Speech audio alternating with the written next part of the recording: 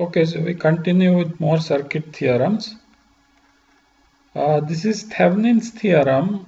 I think of all the theorems of this chapter, Thevenin's theorem is perhaps the most useful and important and powerful theorems, and we will use it more often, and actually you will use it more often in all the circuit courses you will take in the future also. Again, as I said last time, we will not prove this theorem, we will just state it. Alright, if you are interested in a proof, you will have to study some network theory.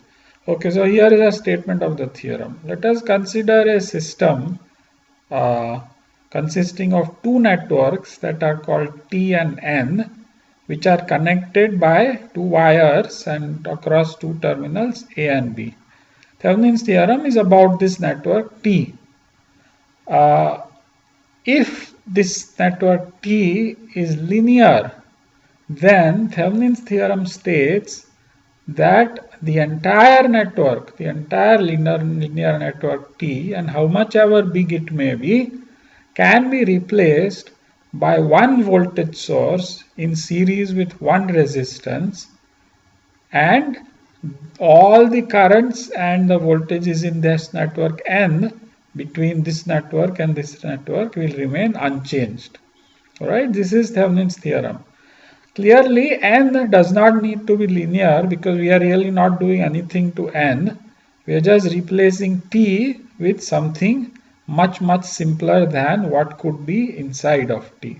T could have 1,000,000 resistors and 1,000 voltage sources. It does not matter as long as it is linear. It can be replaced by a single voltage source in series with a single resistance. So this is Thevenin's theorem part 1. I mean part of the theorem is how to find VTH and RTH. So let us discuss that. So VTH is called the Thevenin's equivalent voltage. That's why the subscript TH. And it is obtained simply by removing N.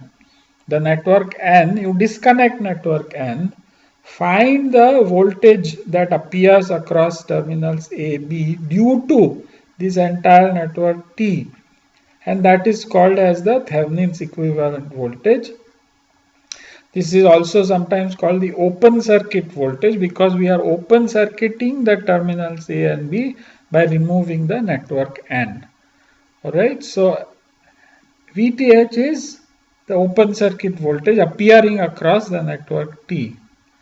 One important requirement for applying Thevenin's theorem is that if there are dependent sources in T, then the control variables for those dependent sources also must be in T.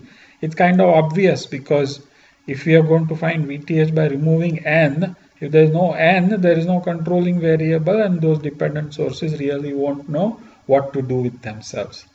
And similarly, of course, if there are dependent sources in N, then the controlling variables for those dependent sources must also be in N, because we are going to replace this entire T with a voltage source and a resistance. And as we had seen last time, as soon as we do that, as soon as we do any transformation, the information about all the currents and voltages in this network are lost. So if we connect only a voltage source and resistance with N, then whatever variables that N had that were in T are lost. Okay, so with this constraint, Thevenin's theorem is applicable. So we've defined how to find VTH. Now let us see how to find the Thevenin's equivalent resistance RTH. And it turns out there are three methods that one must use to find RTH, and the three methods depend on what kind of a network T is. So we look at three cases. One case is where the network T has only resistors and independent sources. Alright, so let's look at this. So if the network T has only resistors and independent sources, then the way to find the equivalent resistance RTH is to make all the independent sources 0. That means short circuit all voltage sources, open circuit all current sources. Once we do this, all that will be left in the network is resistors. And if we have only a bunch of resistors, we can combine them together across those terminals A, B and find the equivalent resistance. That is the Thevenin's resistance. So here is a simple example. So we have this network and there is a voltage source here, and this whole thing is our network T. We want to find the Thevenin's resistance across the terminals A and B. So what we do is we short this voltage source. So now we have only resistance is left, and we find the equivalent resistance of this network, which you can easily see. I'm sure you have seen this circuit in JEE. So you have 10 in parallel with 10, which is 5. That is in series with 5. So 10 in parallel with 10 is 5. 5 in series with 5 is 10. So the Thevenin's resistance looking into the terminals A and B is 10 ohms.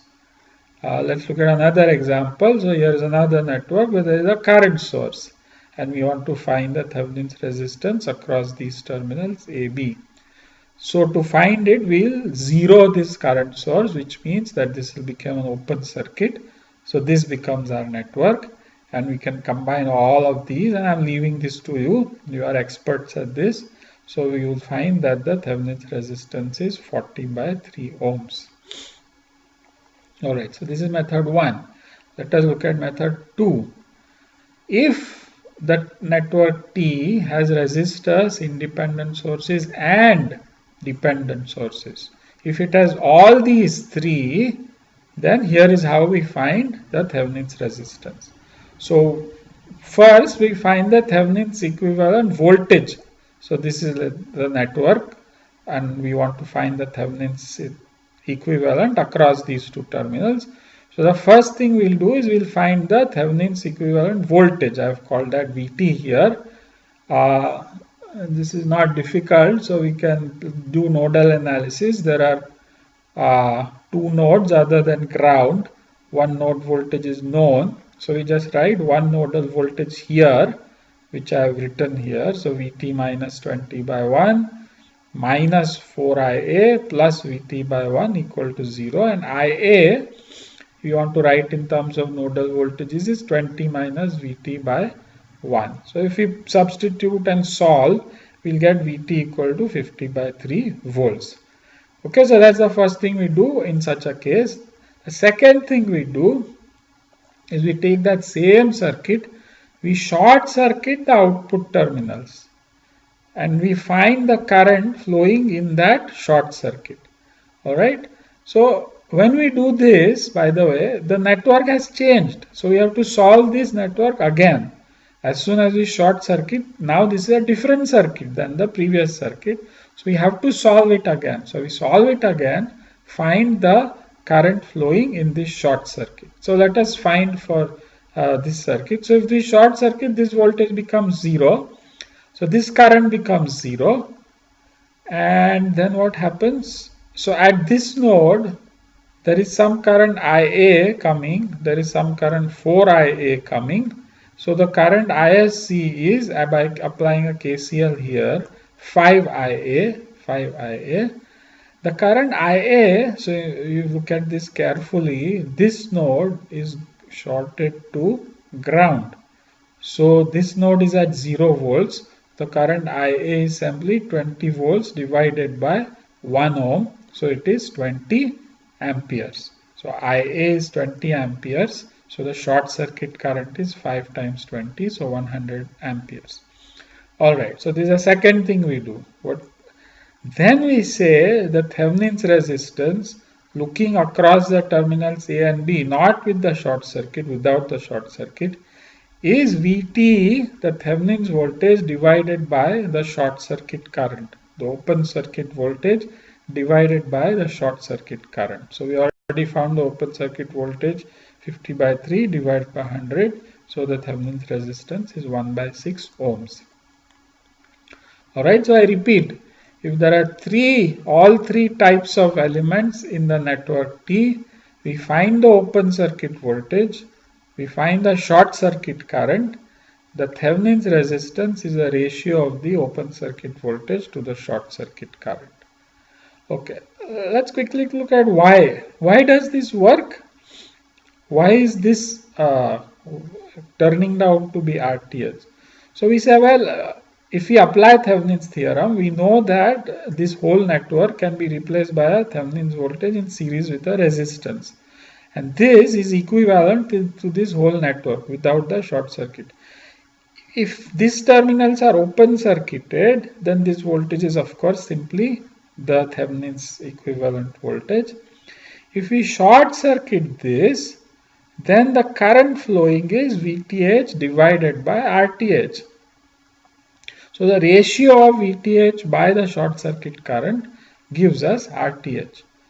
And so that is why this works, because if you assume that equivalence is there, then whatever is valid here is valid here. So by finding the short circuit current here, we can get RTH by this equation. Alright. Third method. Suppose that network T has no independent sources. It has only resistance and dependent sources, and this is possible. This is okay, and this is an appropriate and valid circuit. So here is an example. So there are two resistors, a dependent source. The value of the dependent source is 2 Vs, where Vs is this voltage. Alright. What is the Thevenin's equivalent network for this across A and B? So the first question we ask is, what is the Thevenin's equivalent voltage and the short circuit current? We'll ask the Thevenin's resistance next. What do you think? Can you find the Thevenin's equivalent voltage for this network? So please pause this video. Think about this for a couple of minutes, maybe write a couple of equations and solve them, and find VTH and ISC, and then continue the video.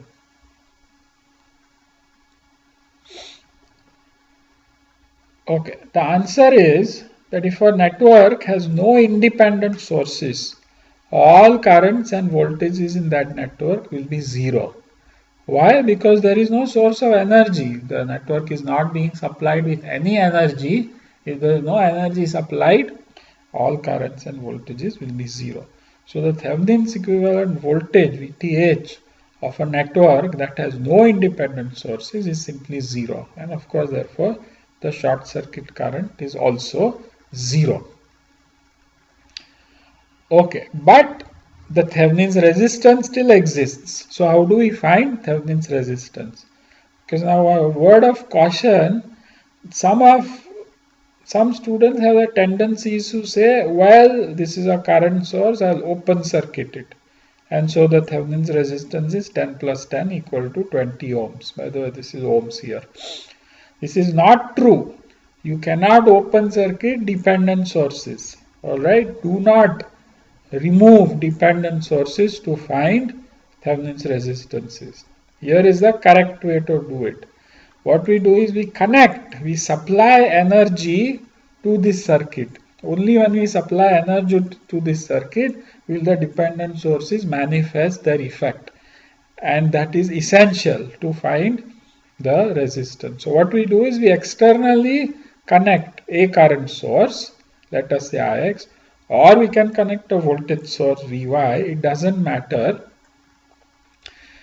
Let's say we connect a current source across AB and we find the voltage Vx created by the current source. Once we find that voltage, then the Thevenin's resistance is Vx by Ix. Alright, so we have this network. We connect externally a current source across it. Once we connect a current source, now we are supplying energy, so there will be currents flowing and voltage is existing in this circuit. So then we find the voltage Vx across this current source Ix. And once we find the, of course, Vx will be in terms of Ix, because Ix is the independent source. Then we take the ratio Vx by Ix, then that is the Thevenin's resistance. If we had connected a voltage source Vy, we'll find the current supplied by that Vy, and if that current was Iy, then we could say Vy by Iy. Okay, again I am asking you to pause, solve this circuit. Solve this circuit and find the Thevenin's resistance of this network as Vx by Ix. Okay. The answer is 220 ohms. So make sure that you get this answer, 220 ohms. Okay, last theorem. No, not sorry, not the last theorem. Second last theorem, Norton's theorem. So Norton kind of basically took Thevenin's idea and modified it slightly and got a name to a theorem. There is really nothing new in this theorem, but anyway, let us just state this. So same thing, let us say we have a linear network T connected to another network N by two wires and terminals A, B. Norton's theorem states that the linear network T can be replaced by a current source in parallel with a resistance and nothing in the network N will change. How do we find IN and RTH? RTH is the Thevenin's resistance. So it is the same method as we just discussed, methods 1, 2, 3, depending on what T consists of. This is called a Norton's equivalent source. The Norton's equivalent source can either be found by removing N and short circuiting terminals A and B and finding that current. That is the Norton's current, and which is also called the short circuit current. Or it can simply be found by using this equation, which is a direct application of the source transformation theorem. So if we have Thevenin's voltage and Thevenin's resistance, then Norton's equivalent is simply VTH by RTH by source transformation. So there is really nothing new in Norton's theorem. It is basically a combination of Thevenin's theorem and source transformation. Generally, we will not use Norton. We will more often, mostly we'll use Thevenin's theorem. Okay, now the last theorem, maximum power transfer. Again, I think you may have studied this theorem earlier, but let's just quickly go through this because it's an important theorem. So let us say we have a circuit consisting of a voltage source in series with its own source resistance and load resistance RL. The power supplied to RL in this circuit can be written as the current flowing in RL squared times RL, and the current of course is Vs divided by Rs plus RL. So we can write the power supplied to RL as Vs squared RL divided by Rs plus RL the whole squared. The question we ask is, we want to find when is the power supplied to RL maximum. What values of Rs and RL will make the power supplied to RL maximum? So we ask two questions actually. What value of Rs will make PL maximum and what value of RL will make PL maximum? Alright, again pause, think about this. If you already know, go ahead. If you don't know, please spend a few minutes thinking about what the answers to these two are and then continue. Okay. If you look at this equation, if you want to maximize PL with respect to RS, so what value of RS will maximize PL? This is kind of obvious. It's a very simple equation in RS. PL will be maximum and RS is 0. If RS is greater than 0, then PL becomes less and less and less. So if you want to maximize PL with respect to RS, then we make RS 0. That is of course usually not the resistance that we have control over, because as I said, RS is usually the series resistance, the source resistance of the source Vs. So usually we are given Vs and Rs and we have control over RL, and we want to see what value of RL will maximize the power. If we had control over Rs, we'll simply make Rs 0. What value of RL will make PL maximum? So again we look at this equation. This has RL in the numerator and denominator. So in order to find PL max, we'll differentiate PL with respect to RL and make that derivative 0, find the value of RL. We'll find that if you do this, and I'm not doing this partly because I think you already done it, partly because you haven't, it's a very simple derivative and you can solve the derivative. What you'll find is that the answer is when RL is equal to RS, the power delivered is maximum. Alright, so the maximum power transfer theorem states that given a value of RS, maximum power is transferred to RL when RL is equal to RS. Alright, one extremely important application of this theorem, which actually I'm just going to tell you but will not use in this course because it's kind of complicated, is in all communication systems, communication receivers. So here a block diagram of a very simple block diagram of a cell phone transceiver. Transceiver is a transmitter and a receiver. I'm not going to explain this except for just 2 minutes. So this path is sending the signal out of the cell phone to, so this is the antenna, and if I want to send a signal out from my cell phone to the base station, then this path will create the signal. This is called a transmission receiver switch. So this will be set to send a signal out and it will be transmitted by the antenna to the base station. If I am receiving a signal, the antenna will receive a signal. This TR switch will be set to receiving and that signal will pass to the receiver chain and whatever will happen. So all this stuff actually, this is high level electronic circuits that you will study in your 4th year if you take analog circuits courses at that time. Here what I want to talk about is this antenna. So let's say the cell phone is receiving a signal and the signal has come from the base station, and as you know, base station signal, by the time it reaches the antenna, the signal strength is very weak because the base station is transmitting in all possible directions the signal, and the signal by the time it reaches the antenna, the cell phone, its power strength has become very low. Typically nanowatts to picowatts, that is the strength of the signal by the time it reaches the antenna. Now the antenna receives the signal and passes it to an amplifier. So this is called a low noise amplifier, LNA. Now we have to make sure that the antenna is designed such that the power arriving at the antenna is transferred to the maximum possible extent to the antenna, and this is where maximum power transfer becomes relevant. So the whole atmosphere, air, can be represented by a Thevenin's equivalent. A Thevenin's equivalent voltage source in series with a resistance or impedance, to be more precise. I will talk about impedances later.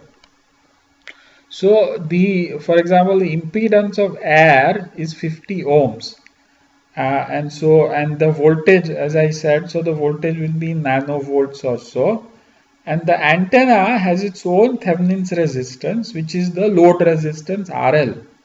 Alright, so we basically have the whole system. So if I go back here, we can represent the signal received from the air as Vs, the resistance of air as Rs, and the resistance of the antenna as RL.